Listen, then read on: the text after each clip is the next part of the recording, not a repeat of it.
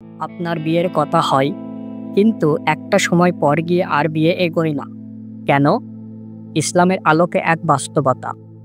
অনেকেই আছেন যাদের জীবনেও একাধিকবার বিয়ের কথা হয়, পাত্র-পাত্রীর সাথে কথা চলে, পরিবারও সম্মত হয়, কিন্তু শেষ মুহূর্তে গিয়ে সম্পর্ক ভেঙে যায়। কেন এমন হয়? এটি কি কেবল কাকতালীয়, নাকি এর পেছনে কোনো গভীর সত্য আছে? চলুন ইসলামের আলোকে কিছু কারণ দেখি। কদর ও তাকদীর। সবচেয়ে বড় কারণ হলো তাকদীর। আল্লাহ তাআলা কুরআনে বলেন, তোমাদের জন্য হয়তো কোনো কিছু অপছন্দনীয়, কিন্তু সেটাই তোমাদের জন্য ভালো।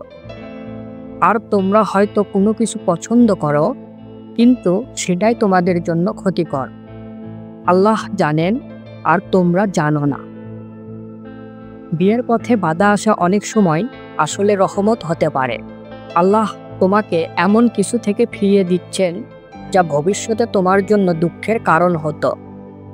গুনাহ ও নাফরমানির প্রভাব।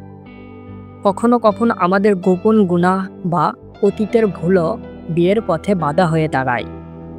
রাসূলুল্লাহ সাল্লাল্লাহু আলাইহি সাল্লাম বলেছেন, এক ব্যক্তি যখন গুনাহ করে তখন তার অন্তরে একটি কালো দাগ পড়ে।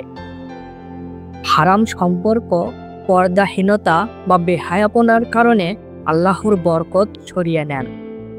এতে করে বিয়ের মতো সুন্দর একটি কাজও আটকে যায়। নিয়ত ও উদ্দেশ্যের সমস্যা।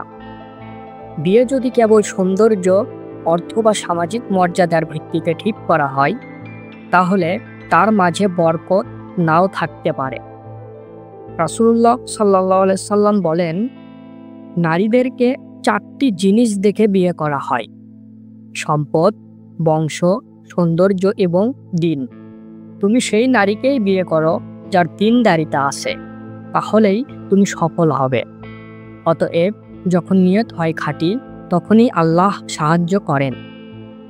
সবরের পরীক্ষা। আল্লাহ কখনো কখনো আমাদের ধৈর্যের পরীক্ষা নেন, আমাদের প্রস্তুত করেন একটি বড় নিয়ামতের জন্য। বিয়ের পথে বাধা মানেই এটা নয় যে আপনি অযোগ্য বা ব্যর্থ, বরং হয়তো আপনার জন্য অপেক্ষা করছে এমন একজন যার সাথে আপনার দিন ও দুনিয়া উভয়ই পূর্ণতা পাবে। তাহলে কি করবেন এখন? আল্লাহর ওপর ভরসা রাখুন, 5 ওয়াক্ত সালাত কায়েম করুন, গুনাহ থেকে বাঁচুন, রাতে তাহাজ্জুদ করে আল্লাহকে বলুন, বেশি বেশি ইস্তেগফার করুন, নিজেকে দিনদার ও চরিত্রবান বানানোর চেষ্টা করুন।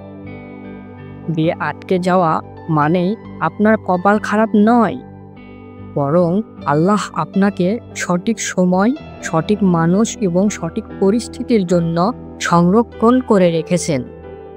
আস্থা রাখুন আপনার রবের ওপর, কারণ তিনি কখনো ভুল করেন না। আল্লাহ আমাদের সকলের জন্য হালাল ও বরকতময় জীবন সঙ্গিনী দান করুক। আমিন।